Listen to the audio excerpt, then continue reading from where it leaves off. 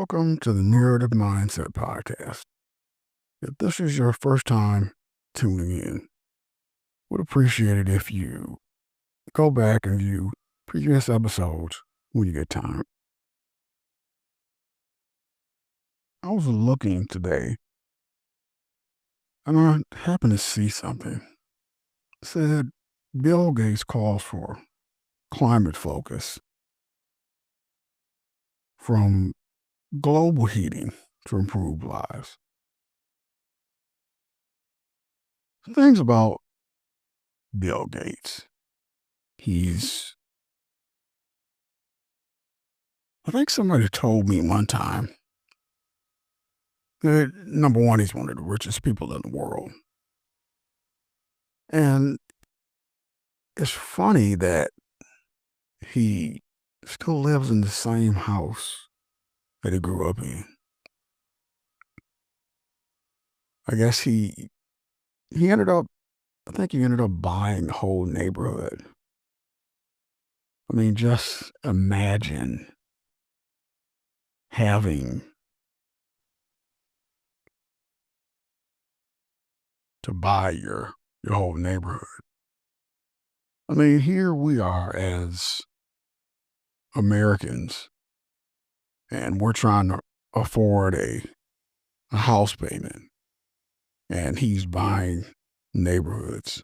And that's amazing. But in his defense, he did put in the work that needed to be done in order to do that. The guy's somewhat of a genius, came up with a product to sell, made tons of money. So at one point, I guess you get to a point to where you have so much money, you have to do something with it. I mean, if you take Tyler Perry, his house is 100 million, but it's, in my opinion, it's more of a tax shelter, because otherwise that money is sitting somewhere in a bank or whatever, and he's got to pay taxes on it and all kinds of other stuff. But the thing is, I remember going to high school. Went to high school, East Bridge High, Southfield, Michigan. They didn't have a 10th grade. It was kind of weird going there. And I had a lot of friends. And it was like somewhat, I don't know, there were certain people they picked on, certain people they didn't. And just, you had to, you got your fair share, put it that way. You had famous people, you had people who weren't that famous. There was this guy, his name was Bobby Tall. I never really knew, I never really cared, if that was his full name or not. But it was really strange. And we used to tease him and laugh at him and, call him names behind his back, and it was all kind of stuff. But it was part of school. I think being teased is like it's like, if you didn't get teased, it would be different. But he had just got there, and he was in 9th grade. I was in the 11th grade. And I believe it was like 1987, I think. So he was a white guy, really cool white guy, but he was like, I don't know, I he was a really cool white guy. Always would hang with us, and he wasn't a like prep school material or anything like that. He was a really cool guy, and he uh he didn't really play a lot of sports either. He always would. He was really smart. That was one thing. That probably why we teased him. We were so fucking stupid. But he was really smart, and he was kind of, I guess, kind of nerdish. Always wore, always wore like plaid. That was back in the days when corduroy was around. So he wore a lot of corduroy and blue jeans and things of that nature. Real nerdish, but still a good guy and still, you know, tried his best that I can see to fit in and do things, that everybody else was doing. Because that was everybody's goal. Everybody's goal was to fit in. Because if you were, you know, Bobby Tall wasn't, he was smart. Back then being smart wasn't cool. So Bobby Tall was a really smart guy. And it just wasn't cool. So you had to figure out how to fit in. You had to figure out how to fit in with the cool crowd. And I think that's what a lot of his focus was on. And he really kind of shied away from women and things of that nature. You know, I had I used to go. He stayed like around the corner from me, not too far, not too far. Bobby Tall didn't stay not too far, maybe a couple blocks over. And I used to always call his full name. Every time I called him, I say Bobby Tall. Hey, what's going on, Bobby Tall? Hey, Bobby Tall this, Bobby Tall this, Bobby Tall that. And he used to ask me, why do you say my full name? I said, I don't know. I said, you know, it's unusual, Bobby Tall. So I used to say it all the time. And from what I can see from his situation, he had a mom and dad, and he was an only child when I first met him. But he came from a double parent home, and even though their house was intertwined with the inner city, I mean, they actually had a nice house. They actually had a nice house, you know, and he was just part of the neighborhood. Bobby Tall was just one of the crew around the neighborhood. And I used to always see them go to church. I mean, they probably went to church about, I don't know, probably 5, maybe 6 times a week. You know, Bobby Tall had uh, prayer on Monday. Bobby Tall had uh, Bible study on Wednesday, uh, church on Friday night, and sometimes Saturday, and it just all depends. Sometimes on Sunday, if it was Pastor Sunday or what have you, then that was like an all day thing. But Bobby told his family was really religious and really spiritual. And he didn't really use too much too much vulgar language. He had a country accent, like he wanted to be from like deep south,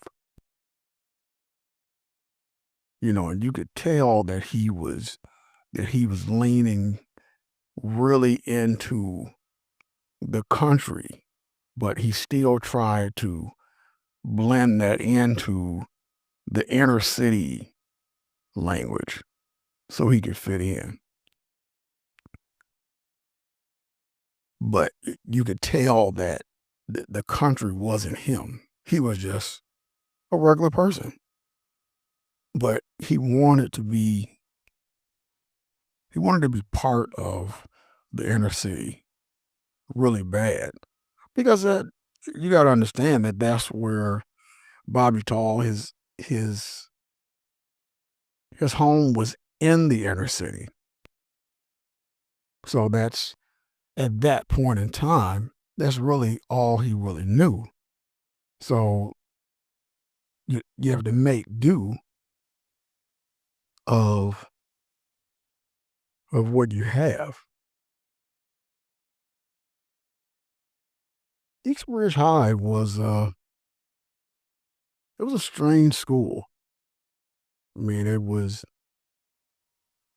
a really old school also. It's the same school that my mother and father went to. So it had been there for quite some time. It sat back kind of off in the woods. It wasn't like regular schools where you come up the street and you see the school, you drive over there and it's holding up traffic and all this kind of stuff. This school sat way back off in the woods, so you had to drive down this road through these woods, and then there sat the school. I'm not sure if they had to. Maybe it was the land was cheap or something like that. I mean, the school was good for traffic because it didn't congest traffic. That was a good point. But it was a little bit creepy when you had to go down there and when you go out there at night. At like night school, you driving down this road and it's pitch dark. Sometimes we'd have to walk. So we were kids, we knew the neighborhood, so we really didn't think too much of it.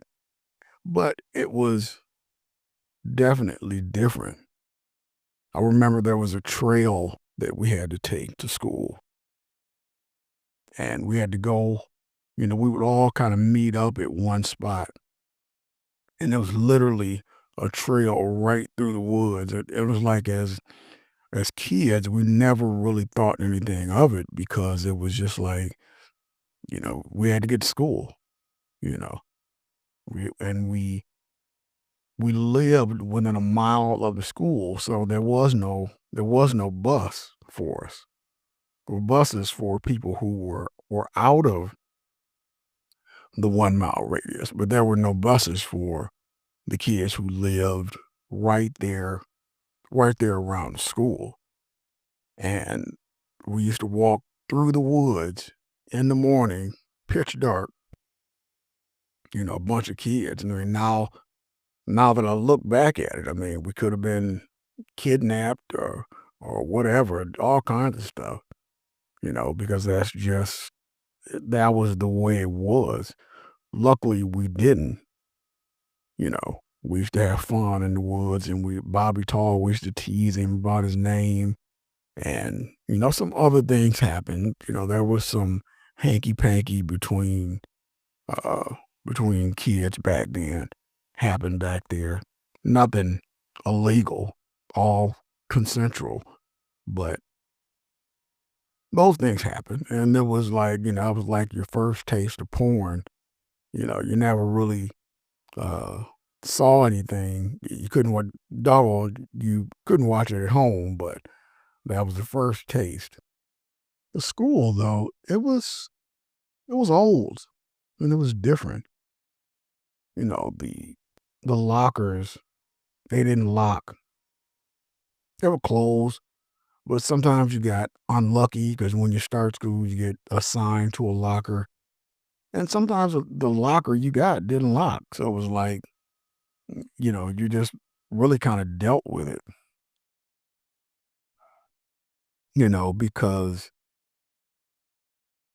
back then we really didn't worry too much about, we weren't worried too much about people stealing things, because number one, you were so excited to be in high school. I mean, that was like you know, went on a spaceship to Mars when you went from junior high to high school. So you were overjoyed the first couple years when you went to high school. They had fire alarms that went off weekly. And their fire alarm was really janky because it was like you had your regular fire alarm, your drill when the fire alarm goes off, and the whole class, everybody goes outside in line, you got a breath of fresh air, and then you come back in. But their fire alarms would go off and they would go over the PA and say, "Hey, that was a false alarm." And we just got used to it to the point where we knew when a fire alarm was real and when it was fake. And sometimes we would, the fake one would go off and we would just say, "Oh, that's fake." And then she'd come over the uh the PA and said that was a fake fire alarm. Their mascot was a squirrel, a black squirrel. I mean, it was like really weird because it was like it made you think, how in the world is this supposed to be encouraging to players when the mascot is a squirrel? It was really weird now that I look back at it because I guess when we first got there, we really didn't pay too much attention to the whole thing because it was just like we were so glad to be there. And it was strange also because when you got in-house detention, it was in an old boiler room. I'm not sure if they couldn't afford the regular detention room or what happened there, or if they was just trying to save space. Because, like I said, you got to remember where the school was. It was in a really private spot. So maybe they were trying to preserve that land or something like that. When we went to lunch, it was funny that they didn't have any vending machines either. They didn't have any vending machines. You had to get everything right from the the cafeteria lady when you were in line. I remember I used to save up my money and we used to get like stacks of chocolate chip cookies. 'Cause I think you could get back then you could get 4 for a quarter, you know. And back then everybody had school lunches, but for some reason, Bobby Tall, he always brought his lunch. I mean, I'm not sure what it was. I'm not sure if it was a a financial reason or if he just wanted to bring his lunch to school, but he always brought a bag lunch, you know. Always brought a bag lunch. I don't think I ever saw him once eat a school lunch. The yearbooks were strange too because they were only written for 1 year, and they were handwritten.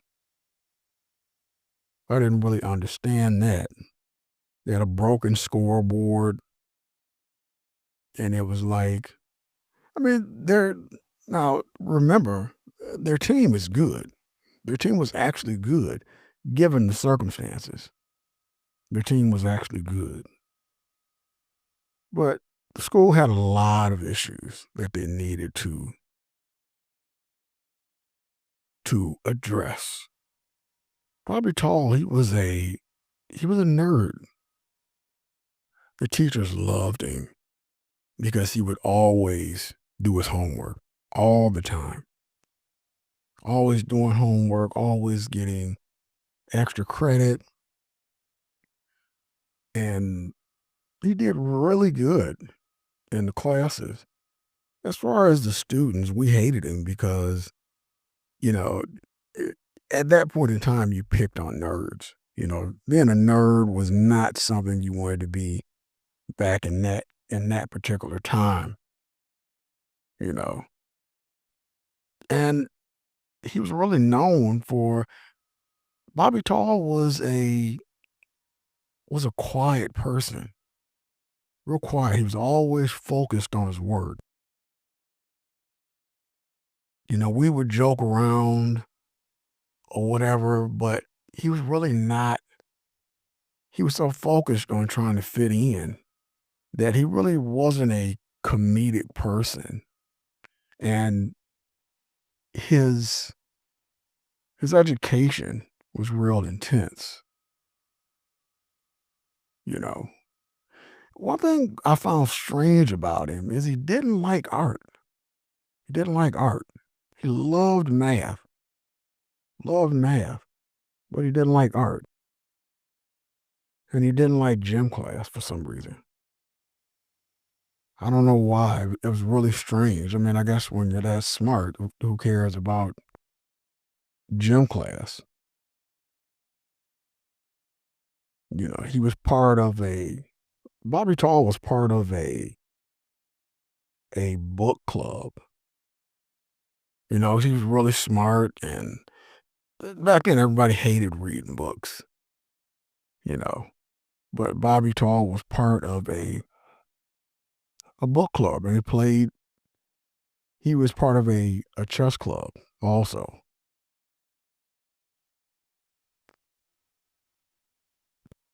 And he was a cool guy.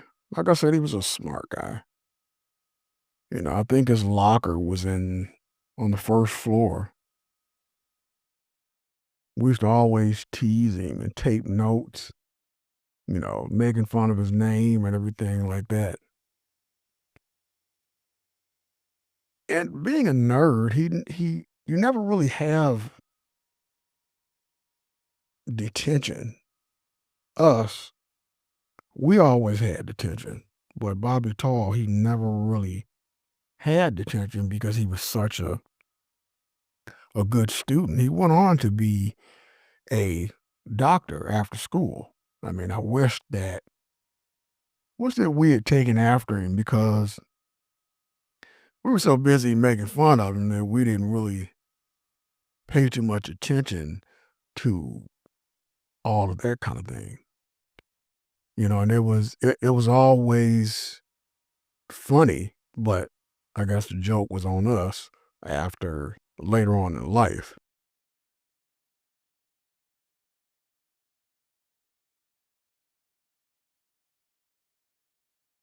Bobby Tall was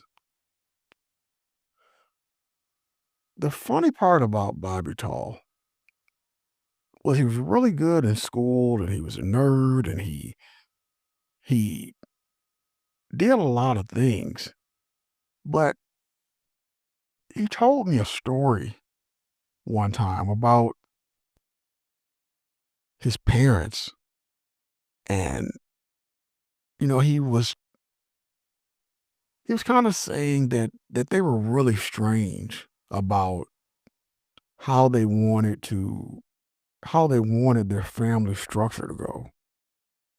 And he was telling me that, you know, for some odd reason, their parents only wanted two children. They wanted a boy and they wanted a girl. And they didn't want to go any further. And he asked him why. And he said that was just the way they wanted to do things. And I guess that's okay. Everybody has their choice of what they want to do in life. But the funny part is he told me that after they had him and he grew up, he asked them why didn't they try again? And they told him that they didn't want to try again and end up with another boy.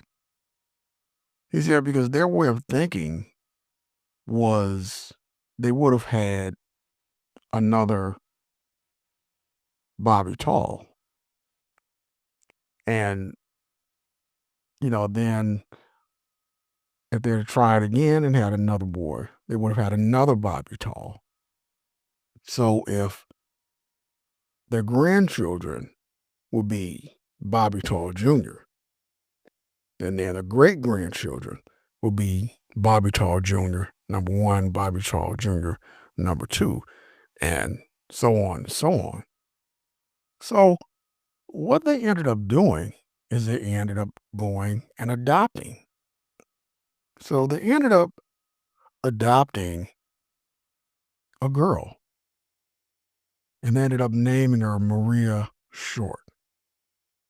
So they had two kids. They had Bobby Tall and then they had Maria Short. Maria Short, she wasn't short, but she was just the opposite of Bobby Tall. She was always at school getting in trouble. She was always fighting. She never did her homework. She didn't get along with the teachers. She didn't play sports. She was always, you know, getting suspended from school and all kinds of things of that nature. But the way their parents viewed it, for some odd reason, they said there would be no Maria Short without Bobby Tall. Because, if you could imagine a universe full of Bobby Talls, an entire universe full of Bobby Talls, and only one Maria Short, that conundrum would be almost unimaginable because if their parents hadn't have made the decision to adopt and they only had Bobby Tall, and Bobby Tall just happened to meet Maria Short, and they got married, and then they had offspring. So now you would have Bobby Tall Short Jr., and then after that you have Bobby Tall Short Jr. the first. After that you have Bobby Tall Jr. Short the second. So therefore, if you can imagine a world full of Bobby Tall Short Juniors, doctors, lawyers, astronauts, teachers, construction workers, and everything, and you only have one Maria Short because she never had any girls, because that Bobby Tall gene was so dominant that there could only be boys. But thank God that her parents made the decision to adopt. And now they had Bobby Tall and Maria Short. Bobby Tall wouldn't exist without Maria Short. And the parents needed that even Bobby Tall and Maria Short, because now their grandkids, they had planned on naming them Bobby Tall Short Jr. So now you can imagine a universe full of Bobby Tall Short Juniors, doctors and lawyers and construction workers, because his name was Bobby Tall and her name was Maria Short. So their parents had them, and then they ended up having children. So they end up having children. And now their great grandkids are called Bobby Tall Short Jr. the first, Bobby Tall Short Jr. the second.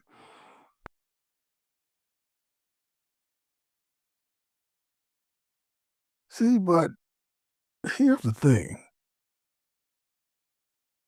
Bobby Tall wasn't tall. Never had been. 5'8" on a good day. 6 foot in his dreams. His parents gave him that name as sort of a wish. Maybe a prophecy or something. They always went to church. And Maria Short, well, she was the opposite. She was taller than Bobby by about a good 16, 17 centimeters. She used to make marks on the door to measure her height.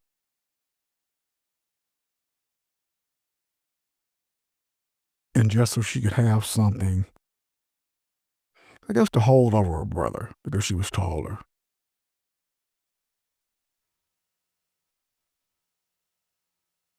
As I explained, their parents only wanted 2 children, just a boy and a girl. They had Bobby first, so the job was half done. But the funny thing is, like I said, they didn't want to risk having another boy. Because if they had 2 boys, tall and tall, married other families, it would be an unbalanced conundrum. Just talls everywhere. Maria Short. She wasn't short and he wasn't tall. That's how the names went. Bobby Tall, Maria Short. Their parents wanted 2 children, 1 boy, 1 girl. Bobby Tall and Maria Short. They didn't want to risk 2 boys. They didn't want to risk 2 talls, so they adopted Maria Short. Bobby Tall, Maria Short. Tall and short, short and tall. Brother and sister, tall and short. She was adopted, but she was his sister. That made sense. And it didn't.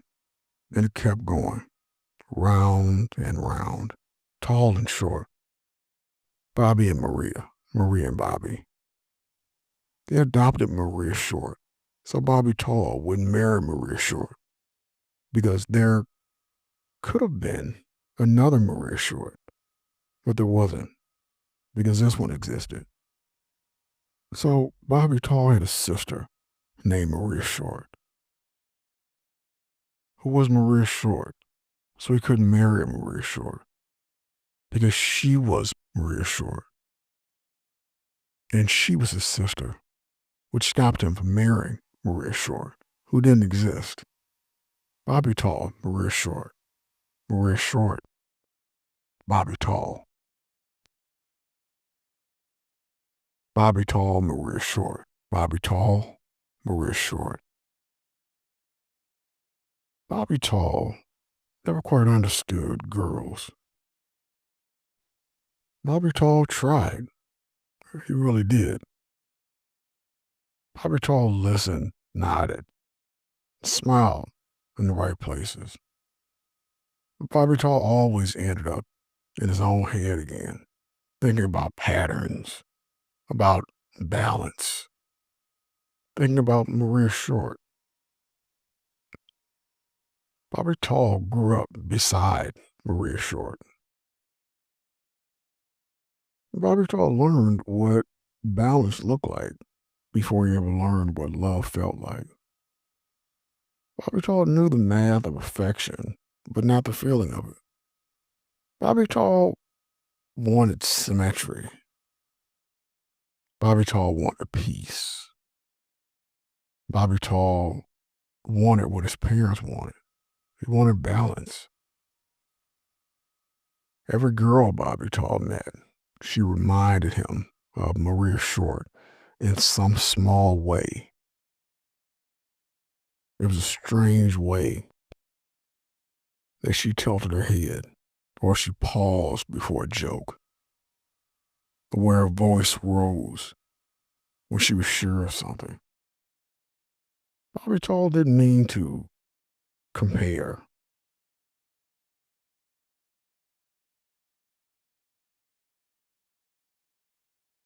Bobby Tall, he wanted what his parents wanted. He wanted balance.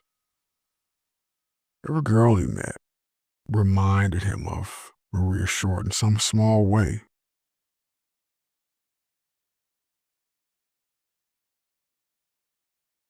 Bobby Tall wanted a girl who would complete the equation. Bobby Tall wanted a girl who would make sense in sentences of his name. Bobby Tall wanted a girl who wouldn't collapse the logic of who he was. Bobby Tall thought affection could be measured.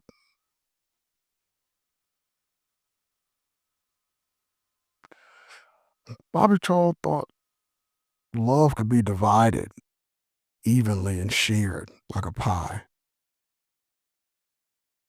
Bobby Tall didn't understand people, their fall, their shift, and that's what makes people unperfect and real.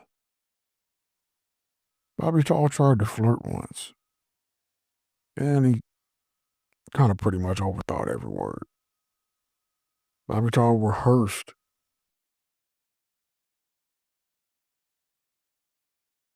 everything that he was going to say to a girl before he said it. Bobby Tall smiled too soon, or maybe too late, but he kept trying. And unfortunately, sometimes the girls walked away from Bobby Tall.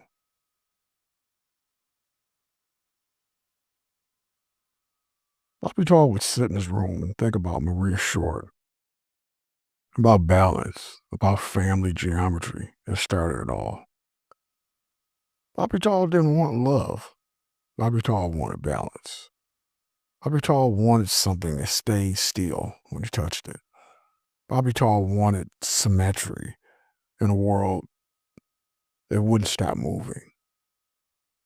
And maybe that's why Bobby Tall stayed single, because Bobby Tall kept trying to love the way his parents designed him, even though Bobby Tall never learned that love. Maria Short never quite trusted love. Maria Short liked the idea of it, the music, the chase, the soft light through the curtains. But Maria Short didn't believe it could last. Maria Short had seen too much design in her life to think that perfect was real. Maria Short was adopted into a symmetry. Maria Short was born to balance someone else's story. Maria Short learned that early she existed because of someone else's fear. The fear of too many boys, too many talls, too much of the same thing. Maria Short was balance. Maria Short was correction. So when love came knocking, Maria Short measured it. Maria Short didn't fail. Maria Short calculated. Maria Short looked for signs of tilt, signs of lean, signs of imbalance. Maria Short would test people without meaning to, pulling back just enough to see if they would reach forward. When they didn't, Maria Short pretended not to notice. Maria Short dated a man who always stood on her right side. Maria Short moved left every time. She said it didn't matter, but it did. It mattered because balance always matters. Maria Short dated another man who was too loud. She liked it at first. It filled the silence, but soon it felt like static, like standing beside a radio that never turns off. Maria Short smiled less. Maria Short left quietly. Maria Short told herself she didn't need anyone, and she almost believed it. Maria Short told herself she was whole, and maybe she was, but wholeness is lonely when it's built out of symmetry. And sometimes at night, Maria Short would think of Bobby Tall, her brother, her mirror, her opposite half. Maria Short wondered if he felt the same emptiness, the same strange longing for something unbalanced, something real.